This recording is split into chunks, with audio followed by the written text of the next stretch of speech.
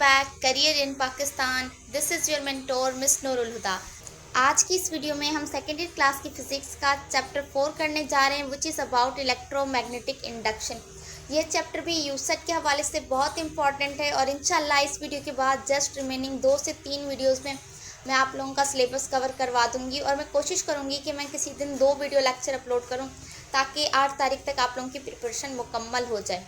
अच्छा, मुझसे एक और क्वेश्चन पूछा जा रहा था कि मैम हमारी रोल नंबर स्लिप्स कब तक आएंगी। तो आप लोगों की रोल नंबर स्लिप्स इंशाल्लाह बहुत जल्दी आ जाएंगी। अप्रॉक्सीमेटली टेस्ट से 1 वीक पहले आती हैं, अगर 1 वीक पहले नहीं भी आती तो 3-4 दिन पहले आ जाएंगी। ठीक है, तो आज का ये चैप्टर बहुत इंपॉर्टेंट है। इस चैप्टर के किसी भी पार्ट को स्किप मत कीजिएगा और वीडियो को एंड तक लाजमी देखिएगा। तो आइए बिना किसी टाइम ज़ाया किए बढ़ते हैं अपनी आज की वीडियो की तरफ। सबसे पहले हमारे पास जो है वो है induced EMF and induced current. ठीक, इंड्यूस्ड ईएमएफ क्या होता है और इंड्यूस्ड करंट क्या होता है। फर्स्ट पॉइंट है, when magnetic field link with a coil और circuit change it produces a voltage called induced EMF electromotive force. ठीक, यानी जब हमारे पास एक मैग्नेटिक फील्ड है, वो लिंक्ड है किसी कॉइल के साथ या किसी सर्किट के साथ, ऐसे सर्किट के साथ जो क्या हो रहा है, चेंज हो रहा है। ठीक, तो वो क्या काज करेगी, इंड्यूस्ड ईएमएफ काज करेगी। ठीक, नेक्स्ट है हमारे पास, if the coil is the part of a close circuit this EMF cause a current called induced current. ठीक, और अगर जो कॉइल है वो पार्ट है किसी क्लोज्ड सर्किट का, तो वो जो ईएमएफ होगी वो करंट काज करेगी और इस करंट को क्या कहेंगे, इंड्यूस्ड करंट कहेंगे। ठीक, नंबर 3 है हमारे पास, this is the basic principle behind generators, transformers and induction coils. ठीक, ये बेसिक प्रिंसिपल है जनरेटर्स के पीछे, ट्रांसफार्मर्स के पीछे और इंडक्शन कॉइल्स के पीछे।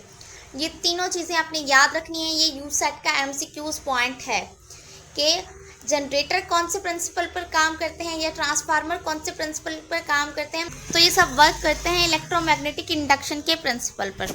अब हमारे पास है conditions for induced EMF, induced current. ठीक, इंड्यूस्ड ईएमएफ और इंड्यूस्ड करंट के लिए कौन कौन सी कंडीशंस होना ज़रूरी है।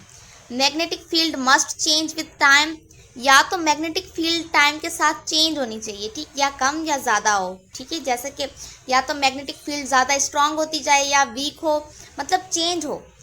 या फिर सेकेंड है, coil must move inside a magnetic field, या तो कॉइल जो है वो लाजमी मूव करे inside the magnetic field.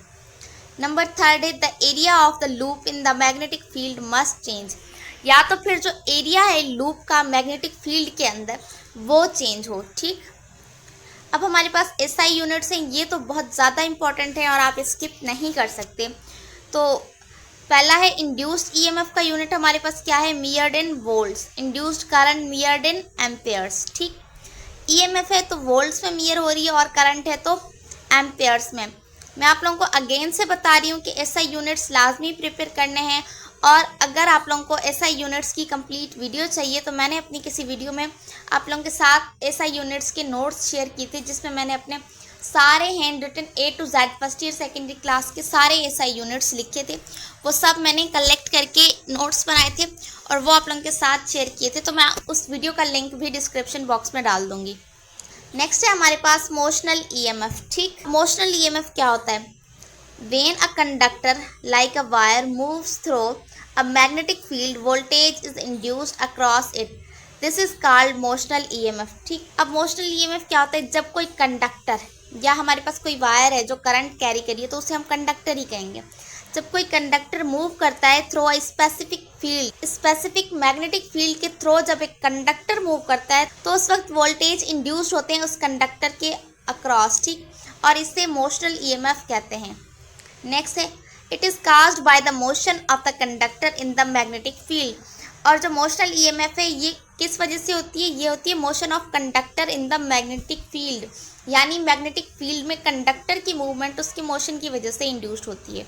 Important conditions क्या होती हैं मोशनल ईएमएफ की। नंबर 1 हमारे पास है, conductor must cut across magnetic field lines, conductor जो है वो लाजमी कट अक्रॉस करे मैग्नेटिक फील्ड लाइंस को। ठीक है, अगर हमारे पास मैग्नेटिक फील्ड लाइंस है तो कंडक्टर इनको कट करना चाहिए। ठीक, नेक्स्ट है, magnetic field must be perpendicular to motion for maximum EMF, जो मैग्नेटिक फील्ड है वो लाजमी परपेंडिकुलर होनी चाहिए to motion for maximum EMF, maximum EMF के लिए क्या होना चाहिए, मैग्नेटिक फील्ड का परपेंडिकुलर या फिर 90 डिग्री के एंगल पर। नेक्स्ट है हमारे पास if conductor moves parallel to field line no EMF is induced. अगर हमारे पास करंट जो है वो पैरेलल मूव करेगा स्ट्रेट लाइंस में, एंगल जो है वो 0 डिग्री का या 180 डिग्री का होगा, तो उस वक्त कोई भी ईएमएफ इंड्यूस्ड नहीं होगी, उस वक्त 0 ईएमएफ होगी। अच्छा, अब हमारे पास है ऐसा यूनिट ऑफ मोशनल ईएमएफ, तो मोशनल ईएमएफ का ऐसा यूनिट भी क्या है, वोल्ट। ठीक, नेक्स्ट है it behaves just like a battery produce potential difference. ठीक, जो मोशनल ईएमएफ है वो जस्ट लाइक क्या होता है, एक बैटरी की तरह होता है जो प्रोड्यूस करती है पोटेंशियल डिफरेंस को। नेक्स्ट है हमारे पास यूज्ड इन इलेक्ट्रिकल जनरेटर्स। ये इलेक्ट्रिकल जनरेटर्स में यूज होती है moving coils in magnetic field. ठीक, उसके बाद हमारे पास है Faraday's law and induced EMF. ये भी बहुत इंपॉर्टेंट है। Faraday's law explain how much EMF induced when magnetic flux changes. Faraday law हमें ये बताता है कि कितनी ईएमएफ इंड्यूस्ड होती है जब मैग्नेटिक फ्लक्स चेंज होता है। अब यहाँ पर स्टेटमेंट है, ये फ्राडे लॉ की स्टेटमेंट है, ये आपने याद रखनी है। The induced EMF is directly proportional to the rate of change of magnetic flux through the coil. Faraday law ये कहता है कि जो इंड्यूस्ड ईएमएफ है वो डायरेक्टली प्रोपोर्शनल है किसके, rate of change of magnetic flux through the coil. यानी कॉइल के थ्रू मैग्नेटिक फ्लक्स जितना ज़्यादा चेंज होगा इंड्यूस्ड ईएमएफ उतनी ज़्यादा होगी, और मैग्नेटिक फ्लक्स जितना कम चेंज होगा इंड्यूस्ड ईएमएफ उतनी कम होगी। इंपॉर्टेंट कॉन्सेप्ट्स, ये कुछ इंपॉर्टेंट कॉन्सेप्ट्स हैं, ये आपने लाजमी करने हैं। Faster change in magnetic flux greater EMF, slower change weaker EMF, more turns in the coil greater EMF. अगर मैग्नेटिक फ्लक्स जल्दी जल्दी चेंज होगा तो ईएमएफ ज़्यादा होगी। अगर जो है वो स्लोअर चेंज यानी मैग्नेटिक फ्लक्स जो है वो स्लोली चेंज होगा तो ईएमएफ क्या होगी, वीक होगी। और अगर कॉइल के अंदर नंबर ऑफ टर्न्स ज़्यादा होंगे तो उस वक्त भी ईएमएफ ज़्यादा होगी। ठीक, ईएमएफ इंक्रीजेज व्हेन, ईएमएफ कब बढ़ती है, मैग्नेटिक फील्ड इंक्रीजेज, जब मैग्नेटिक फील्ड बढ़ जाए। कॉइल रोटेट्स फास्टर, कॉइल जल्दी जल्दी रोटेट करे। And number of turns increases, और जब नंबर ऑफ टर्न्स ज़्यादा हो। ठीक, यूज्ड इन, अब ये हमारे पास ईएमएफ कहाँ यूज़ होती है, जनरेटर्स में यूज़ होती है, ट्रांसफार्मर्स में यूज़ होती है, इंडक्शन स्टोव्स में यूज़ होती है। नेक्स्ट हमारे पास है SI unit of induced EMF. Induced EMF के एसआई यूनिट फ्रॉम फ्राडेज लॉ। ठीक, इंड्यूस्ड ईएमएफ का यूनिट यहाँ पर भी क्या है, वोल्ट। जो मैग्नेटिक फ्लक्स है उसका यूनिट हमारे पास है वेबर, उसे WB से लिखते हैं। ठीक, rate of change of flux उसका यूनिट है वेबर पर सेकेंड। ठीक, तो ये तीनों यूनिट्स आपने याद रखने। अगर तो ईएमएफ है तो यूनिट वोल्ट ही है, अगर सिर्फ मैग्नेटिक फ्लक्स है तो यूनिट क्या है, वेबर, और अगर rate of change of flux है तब हमारे पास क्या है, वेबर पर सेकेंड। अब हमारे पास है Lenz law and direction of induced EMF.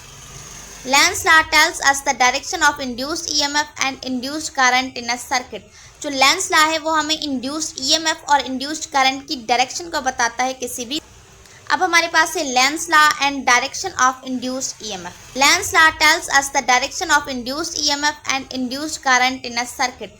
जो लेंस लॉ है वो हमें इंड्यूस्ड ईएमएफ और इंड्यूस्ड करंट की डायरेक्शन को बताता है किसी भी सर्किट में। ठीक, स्टेटमेंट ऑफ लेंस लॉ, अब ये लेंस लॉ की स्टेटमेंट है।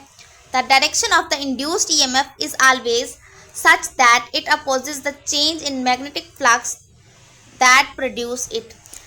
यह हमें कहता है कि जो डायरेक्शन है इंड्यूस्ड ईएमएफ की वो हमेशा उसके अपोजिट होगी। किसके opposite, change in magnetic flux that produce it. मतलब सिंपल सी बात ये है कि हमारे पास अगर चेंज इन मैग्नेटिक फ्लक्स है तो जो इंड्यूस्ड ईएमएफ और इंड्यूस्ड करंट है उसकी डायरेक्शन हमेशा इस चेंज इन मैग्नेटिक फ्लक्स के अपोजिट होगी। This means if magnetic flux increasing the induced current will create a field that opposes the increase. ठीक, अगर मैग्नेटिक फ्लक्स जो है वो इंक्रीज होता है तो इंड्यूस्ड करंट जो है वो क्रिएट करेगा ऐसी फील्ड को जो फील्ड अपोज करेगी उस मैग्नेटिक फ्लक्स की इंक्रीजिंग को। नेक्स्ट पॉइंट है हमारे पास if magnetic flux is decreasing. अगर मैग्नेटिक फ्लक्स कम हो रहा है the induced current will try to maintain it. तब जो है इंड्यूस्ड करंट वो ट्राई करेगा कि वो इस मैग्नेटिक फ्लक्स को मेंटेन कर सके। अब हमारे पास है how to find the direction of induced EMF. Induced EMF की डायरेक्शन को कैसे फाइंड किया जा सकता है। Use Lenz law along with the right hand rule. यहाँ पर हम लेंस लॉ को यूज कर रहे हैं along with right hand rule. Thumb हमें क्या बताएगा, direction of motion of conductor, ठीक। फिंगर्स क्या बताएंगी, direction of magnetic field. Palm बताएगा डायरेक्शन ऑफ इंड्यूस्ड करंट, ठीक। अब नेक्स्ट पॉइंट है हमारे पास, the induced current always tries to resist the change, this is why we say it opposes the cause. जो इंड्यूस्ड करंट है वो हमेशा ट्राई करता है टू रेजिस्ट द चेंज, यानी जो चेंज आ रहा है वो हमेशा उसे रोकने की कोशिश करता है इंड्यूस्ड करंट, इसीलिए हम कहते हैं कि वो अपोजिशन काज करता है। कॉन्सेप्ट्स, अच्छा ये कॉन्सेप्ट्स भी इम्पोर्टेंट है। Lenz law is direct result of law of conservation of energy. ये यूसेट का एमसीक्यूज पॉइंट है कि जो लेंस लॉ है वो डायरेक्ट रिजल्ट किस चीज़ का है, law of conservation of energy. Next है हमारे पास, it ensures that energy is not created और destroyed, work done against induced EMF is converted into electrical energy. अब जो लेंस लॉ है वो ये इंश्योर करता है कि एनर्जी को ना तो क्रिएट किया जाता है ना तो डिस्ट्रॉय किया जाता है, जो वर्क डन है वो हमेशा अगेंस्ट होता है इंड्यूस्ड ईएमएफ और वो कन्वर्ट होता है इलेक्ट्रिकल एनर्जी में। अब नेक्स्ट जो है वो direction of induced EMF depends on, जो इंड्यूस्ड ईएमएफ है उसकी डायरेक्शन डिपेंड किस पे करती है। नंबर 1 है when conductor moves upward in magnetic field induced EMF is left to right, ठीक। जब कंडक्टर हमारे पास मूव करेगा अपवर्ड मैग्नेटिक फील्ड में उस वक्त क्या होगा, induced EMF is left to right. Next है हमारे पास when conductor move downward in magnetic field, जब कंडक्टर मूव करेगा डाउनवर्ड इन मैग्नेटिक फील्ड तो उस वक्त क्या होगा, induced EMF is right to left, उस वक्त induced EMF right to left होगी। अब कुछ ये इंपॉर्टेंट पॉइंट्स हैं। सबसे पहला है when magnetic field is increasing into the coil induced current flow to oppose it creates outward field. जब मैग्नेटिक फील्ड इंक्रीज होगी इनटू द कॉइल तो जो इंड्यूस्ड करंट है वो फ्लो करेगा अपोज को और वो क्रिएट करेगा आउटवर्ड फील्ड को, ठीक। नंबर 2 है when magnetic field is decreasing into the coil, जब मैग्नेटिक फील्ड कॉइल के अंदर डिक्रीज होना शुरू होगी induced current flows to support it creates same inward field. जब हमारे पास मैग्नेटिक फील्ड डिक्रीज होगी इनटू द कॉइल तो क्या होगा, इंड्यूस्ड करंट फ्लो करेगा टू सपोर्ट इट, ठीक है। जब हमारे पास मैग्नेटिक फील्ड ज़्यादा हो रही है तो इंड्यूस्ड करंट अपोज करने के लिए फ्लो करता है, लेकिन जब मैग्नेटिक फील्ड कम हो रही है तो उस वक्त इंड्यूस्ड करंट जो है वो फ्लो करता है टू सपोर्ट इट, या इस फील्ड को मेंटेन रखने के लिए, ठीक। नेक्स्ट हमारे पास if conductor moves parallel to magnetic field, अगर कंडक्टर पैरेलल मूव करता है मैग्नेटिक फील्ड में तो उस वक्त नो ईएमएफ इज इंड्यूस्ड। जैसे कि मैंने आप लोगों को कहा कि अगर एंगल 0 डिग्री का होगा या 180 डिग्री का होगा या फिर जो कंडक्टर है वो पैरेलल मूव करेगा तो उस वक्त कोई भी ईएमएफ प्रोड्यूस नहीं होगी। ये तीनों चीज़ें आपने याद रखनी है, या पैरेलल होगा या 0 डिग्री के एंगल पर मूव करेगा या 180 डिग्री के एंगल पर मूव करेगा तो उस वक्त कोई भी इंड्यूस्ड ईएमएफ प्रोड्यूस नहीं होगी। If conductor cuts magnetic field lines eight 90 degree perpendicularly maximum EMF is induced, अगर कंडक्टर कट करता है मैग्नेटिक फील्ड लाइंस को 90 डिग्री के एंगल पर परपेंडिकुलरली तो उस वक्त ईएमएफ क्या होगी, मैक्सिमम होगी। अब हमारे पास कुछ एप्लीकेशंस हैं लेंस लॉ की, जस्ट ये नेम्स याद रख लें। Electric box in trains, magnetic card readers, induction cookers, AC generators, ये चारों हमारे पास एप्लीकेशंस हैं लेंस लॉ की, ये आपने याद रखनी है। नेक्स्ट हमारे पास है mutual induction, when current change in one coil it induced EMF in an other near by coil, this is called mutual induction. अच्छा, म्यूचुअल इंडक्शन में क्या होता है, जब हमारे पास एक कॉइल है उसके अंदर करंट चेंज हो रहा है तो वो दूसरी कॉइल के अंदर ईएमएफ को इंड्यूस करवा देगा जो कि इसके करीब होगी, ठीक। और इसे क्या कहते हैं, म्यूचुअल इंडक्शन। ये मैं आप लोगों को अभी आगे चल के दिखाती हूँ। तो हम सबसे पहले इस डायग्राम को देख लेते हैं। अब लेट्स सपोज हमारे पास ये एक कॉइल है, ठीक है, इसके अंदर ये सर्किट लगा हुआ है, करंट चेंज हो रहा है, ठीक। तो ये क्या करेगा, इस दूसरी कॉइल के अंदर भी ईएमएफ को इंड्यूस करवा देगा, ठीक है। इसे क्या कहते हैं, म्यूचुअल इंडक्शन, ठीक। हैपेंस व्हेन, ये कब होता है, two coils are placed close to each other, जब दो कॉइल्स एक दूसरे के करीब हों। ये दोनों कॉइल्स करीब हैं, ये इसीलिए हो रहा है। अगर हमारे पास एक कॉइल यहाँ पर हो और दूसरी यहाँ पर हो तो ऐसा कुछ नहीं होगा। नेक्स्ट है हमारे पास one coil is connected to a changing current like AC, यानी एक कॉइल जो है वो कनेक्टेड होगी चेंजिंग करंट के साथ, दूसरी नहीं होगी। The changing magnetic field of the first coil cuts through the second coil induces EMF, तो जो हमारे पास फर्स्ट कॉइल है वो कट करेगी थ्रू द सेकंड कॉइल और वो इंड्यूस करवा देगी सेकंड कॉइल में ईएमएफ को। Induced EMF is temporary and depends on, जो हमारे पास इंड्यूस्ड ईएमएफ होती है ये आपने याद रखना है, ये टेम्पररी होती है और ये किन चीज़ों पर डिपेंड करती है। Number 1 rate of change of current in first coil, किस पर? Rate of change of current in first coil. Second है number of turns in both coils, दोनों कॉइल्स के अंदर नंबर ऑफ टर्न्स कितने हैं उस पर डिपेंड करती है। और डिस्टेंस बिटवीन कॉइल्स, यानी फर्स्ट कॉइल और सेकंड कॉइल के दरमियान डिस्टेंस कितना है उस पर डिपेंड करती है। नेक्स्ट हमारे पास है यूज्ड इन, कहाँ यूज होती है? ट्रांसफार्मर्स में यूज होती है, वायरलेस चार्जिंग में यूज होती है और इलेक्ट्रिक टूथ ब्रशेस में यूज होती है। Note, SI unit of mutual inductance Henry. ठीक, हमारे पास जो म्यूचुअल इंडक्टेंस का यूनिट है वो क्या है? हेनरी। अब हमारे पास है self induction. When current changes in a coil, it induces EMF in the same coil. This is called self induction. ठीक, जब करंट चेंज होगा किसी भी कॉइल में तो वो ईएमएफ को इंड्यूस करवाएगा उसी सेम कॉइल के अंदर, इसे क्या कहते हैं? सेल्फ इंडक्शन कहते हैं। नेक्स्ट है अ changing current produces a changing magnetic field which induces back EMF that opposes the change. ठीक, अब जो हमारे पास चेंजिंग करंट है वो क्या प्रोड्यूस करता है? चेंजिंग मैग्नेटिक फील्ड को, और वो इंड्यूस करवाती है बैक ईएमएफ जो कि अपोज करती है द चेंज। नेक्स्ट हमारे पास है Lenz law applies here too. यहाँ पर लेंस लॉ भी अप्लाई होता है कहाँ? सेल्फ इंडक्शन में। EMF opposes the change in current, क्योंकि ईएमएफ अपोज कर रही है चेंज इन करंट। नेक्स्ट हमारे पास है the induced EMF is stronger when. Induced EMF कब स्ट्रॉन्गर होगी? The current change quickly, current जितनी जल्दी चेंज होगा। The coil has many turns, coil में जितने ज़्यादा टर्न होंगे। और coil has an iron core, और जब कॉइल के पास क्या होगी? आयरन कोर होगी। ठीक, नेक्स्ट है यूज्ड इन सेल्फ इंडक्शन, कहाँ पर यूज़ होती है? इंडक्टर्स में यूज़ होती है, रिले कॉइल्स में यूज़ होती है और चॉक्स एंड सर्किट्स में यूज़ होती है। नोट, ऐसा unit of self inductance is Henry. Self inductance हो या म्यूचुअल इंडक्टेंस हो, दोनों का यूनिट हमारे पास क्या है? हेनरी। अब हमारे पास है energy stored in an inductor. ठीक, किसी भी इंडक्टर के अंदर एनर्जी कैसे स्टोर होती है? नंबर 1 है an inductor stores energy in its magnetic field when current flows through it.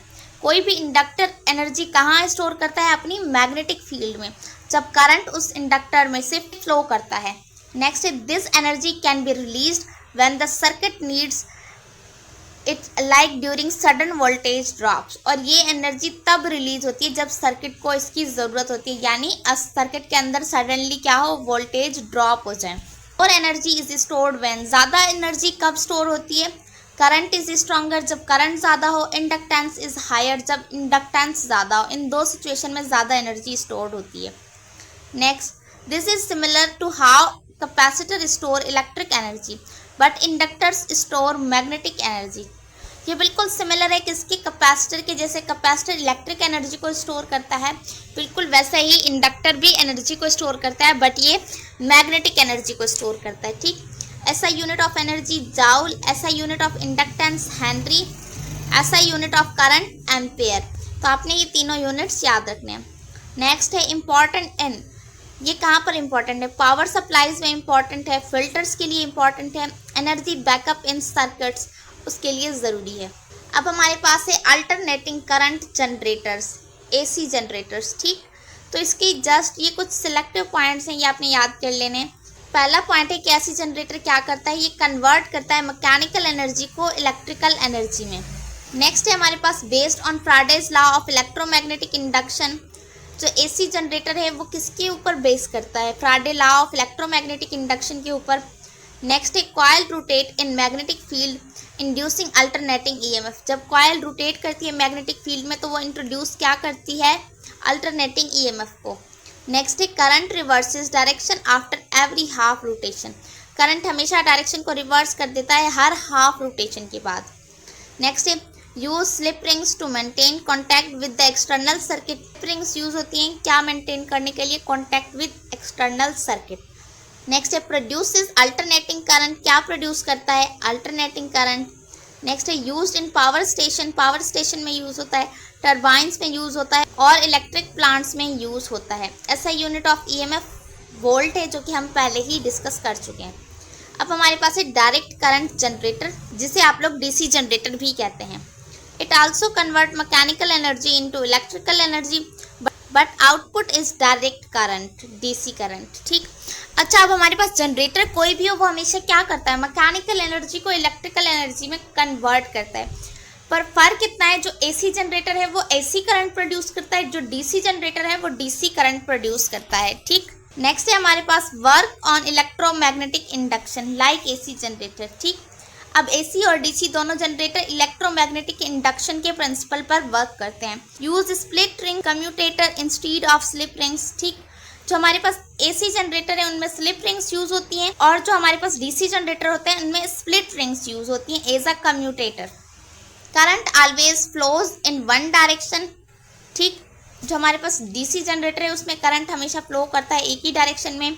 Used in batteries, dynamos and portable machines. ये जो हमारे पास डीसी जनरेटर है ये यूज होता है बैटरीज में, डायनामोज में और पोर्टेबल मशीन्स वगैरह में यूज होता है। अब हमारे पास है back motor effect in generator. Generators के अंदर back motor effect, also called back EMF और अपोजिंग टॉर्क, इसे बैक ईएमएफ या अपोजिंग टॉर्क भी कहते हैं। व्हेन जनरेटर प्रोड्यूसेस करंट, जब जनरेटर करंट प्रोड्यूस करता है, अब magnetic field is created in opposite direction. उस वक्त क्या प्रोड्यूस होता है, मैग्नेटिक फील्ड क्रिएट होती है अपोजिट डायरेक्शन में अकॉर्डिंग टू लेंज लॉ। ठीक, नेक्स्ट हमारे पास है this field opposes the rotation of the coil, और वही फील्ड जो है फिर क्या करती है, अपोज करती है द रोटेशन ऑफ कॉइल को। नेक्स्ट है हमारे पास more mechanical force is needed to keep the generator turning. ज़्यादा मैकेनिकल फोर्स की हमें ज़रूरत होती है क्या करने के लिए, to keep the generator turning. Generator को टर्निंग रखने के लिए ज़्यादा मैकेनिकल फोर्स की नीड होती है। नेक्स्ट है ensures energy conservation, mechanical work converts to electrical energy. ठीक, अब हमारे पास नेक्स्ट टॉपिक है वो है डायरेक्ट करंट मोटर। ठीक, डीसी मोटर ये कन्वर्ट क्या करती है, electric energy into mechanical energy. ये बेसिक कॉन्सेप्ट्स आपने याद रखने हैं, आपके एमसीक्यूज पॉइंट हैं। बैटरी केमिकल एनर्जी को इलेक्ट्रिकल एनर्जी में कन्वर्ट करती है, जनरेटर मैकेनिकल एनर्जी को इलेक्ट्रिकल एनर्जी में कन्वर्ट करता है, जो मोटर है वो इलेक्ट्रिकल एनर्जी को मैकेनिकल एनर्जी में कन्वर्ट करती है। ठीक, अब हमारे पास नेक्स्ट है बेस्ड ऑन द प्रिंसिपल। ठीक, जो हमारे पास डीसी मोटर है वो किस प्रिंसिपल पर बेस करती है, current carrying coil in magnetic field experience torque. ठीक, नेक्स्ट है use split commutator to keep rotation in one direction. इसमें क्या है कि करंट कैरिंग कॉइल कहाँ मैग्नेटिक फील्ड में एक्सपीरियंस करती है टॉर्क को, स्प्लिट रिंग कम्यूटेटर यूज होते हैं to keep rotation in one direction. Next हमारे पास है armature coil rotates continuously due to magnetic force, और लास्ट में है used in fans, toys, washing machines and electric vehicles. ठीक है, ये जस्ट एक दो पॉइंट्स से देख लीजिएगा, पर इतने ज़्यादा इंपॉर्टेंट नहीं है, लेकिन आपने फिर भी बीइंग अ सेफ साइड इन पॉइंट्स को देख लेना है। नेक्स्ट है हमारे पास back EMF effect in motors. ठीक, when a motor runs the rotating coil cuts magnetic field lines. जब मोटर रन करती है तो उस वक्त रोटेटिंग कॉइल्स क्या कर रही होती है, कट कर रही होती है मैग्नेटिक फील्ड लाइंस को। This induce an EMF in the opposite direction of the applied voltage called back EMF। ठीक, जो हमारे पास इंड्यूस EMF होती है वो अपोजिट होती है in the direction of applied voltage, यानी जो वोल्टेज उन्हें मिल रहे हैं उसकी डायरेक्शन के अपोजिट होती है, और इसे क्या कहते हैं, बैक EMF। नेक्स्ट हमारे पास है back EMF opposes the supplied voltage. Back EMF हमेशा सप्लाइड वोल्टेज को अपोज करती है as per Lenz law. Next है एज मोटर स्पीड इंक्रीजेस, जैसे जैसे मोटर की स्पीड बढ़ती है back EMF also increases, back EMF भी उतनी ज़्यादा इंक्रीज होती है। It limits the current flowing through the motor, और ये लिमिट करती है करंट को, कौन से करंट को, जो कि फ्लो कर रहा होता है थ्रू मोटर। एट स्टार्ट, शुरू में क्या होता है, motor is not rotating, no back EMF, high current. शुरू में जब मोटर रोटेट नहीं कर रही होती तो कोई बैक ईएमएफ नहीं होता, उस वक्त हाई करंट होता है। That's why motors need low resistance started circuits at start। ठीक, अब हमारे पास है back EMF is a self regulating effect. जो बैक ईएमएफ है वो क्या है, सेल्फ रेगुलेटिंग इफेक्ट। ये आपका एमसीक्यूज पॉइंट है। फास्टर रोटेशन होगी मोर बैक ईएमएफ, उस वक्त लेस करंट मूव करेगा। ठीक, स्लोअर रोटेशन होगी तो लेस बैक ईएमएफ होगी और ज़्यादा करंट होगा। ठीक, अब जो हमारे पास नेक्स्ट पॉइंट है, ensure energy is not wasted and protects motor from burning out. ठीक, अब हमारे पास जो नेक्स्ट टॉपिक है वो है ट्रांसफार्मर। ये भी बहुत इंपॉर्टेंट टॉपिक है, यहाँ से कभी कभार एमसीक्यूज आ जाता है। ठीक, सबसे पहला है transformer is a device that change the voltage of alternating current. जो ट्रांसफार्मर है वो एक ऐसी डिवाइस है जो कि चेंज करती है voltage of alternating current. Alternating current के वोल्टेज को हमेशा चेंज करती है। Works on the principle of mutual induction, not applicable for DC. ठीक, जो ट्रांसफार्मर है ये सिर्फ एसी करंट के लिए एप्लीकेबल होते हैं, डीसी करंट के लिए एप्लीकेबल नहीं होते। और ये किस चीज़ के प्रिंसिपल पर वर्क करते हैं? म्यूचुअल इंडक्शन के प्रिंसिपल पर। ठीक, इट हैज़ 2 कॉइल्स। ट्रांसफार्मर के पास कितनी? 2 कॉइल्स होती हैं। Primary coil where AC is supplied, secondary coil where voltage is taken out. ठीक, ट्रांसफार्मर की 2 कॉइल्स होती हैं। प्राइमरी कॉइल में क्या होता है? एसी सप्लाई होता है, और सेकेंडरी कॉइल जहाँ पर वोल्टेज जो है लिए जाते हैं। टाइप्स की बात करते हैं तो हमारे पास 2 टाइप्स होती हैं ट्रांसफार्मर की। स्टेप अप ट्रांसफार्मर जो कि इंक्रीज करता है वोल्टेज को और डिक्रीज करता है करंट को, और दूसरा है स्टेप डाउन ट्रांसफार्मर, डिक्रीज करता है वोल्टेज को और इंक्रीज करता है करंट को। ठीक, ये दोनों टाइप्स अपने याद रखनी है। वर्क करता है only with AC because only AC produces changing magnetic field. Transformer सिर्फ एसी करंट के साथ वर्क करता है क्योंकि सिर्फ एसी करंट ही प्रोड्यूस करता है चेंजिंग मैग्नेटिक फील्ड को। ठीक, नेक्स्ट पॉइंट है the 2 coils are electrically separate but magnetically linked through a soft iron core. ठीक, जो हमारे पास 2 कॉइल्स हैं ये इलेक्ट्रिकली तो सेपरेट होती हैं बट मैग्नेटिकली लिंक्ड होती हैं एक दूसरे से through a soft iron core. अब हम बात करते हैं एफिशिएंसी की। Efficiency is high due to low energy loss. Transformer की एफिशिएंसी हमेशा हाई होती है, क्यों? क्योंकि वहाँ पर एनर्जी लॉस कम हो रहा होता है। अब हमारे पास जस्ट लास्ट है कि ट्रांसफार्मर यूज़ कहाँ होते हैं? Electric power transmission, chargers and adapters में यूज़ होते हैं, वोल्टेज रेगुलेशन डिवाइसेस में यूज़ होते हैं। अच्छा, यहाँ पर जो ऐसा यूनिट यूज़ होता है वो वोल्टेज होता है। ठीक, यहाँ पर ऐसा यूनिट ऑफ वोल्टेज नहीं है। ठीक, works on principle of Faraday's law plus mutual induction. Transformer 2 principle पर वर्क करता है, फैराडे लॉ और उसके साथ क्या? Mutual induction. ठीक, तो ये थी हमारी आज की वीडियो जो कि यू सेट के हवाले से बहुत ज़्यादा इंपॉर्टेंट थी। आई होप कि हमारी आज की वीडियो आप लोगों को पसंद आई होगी।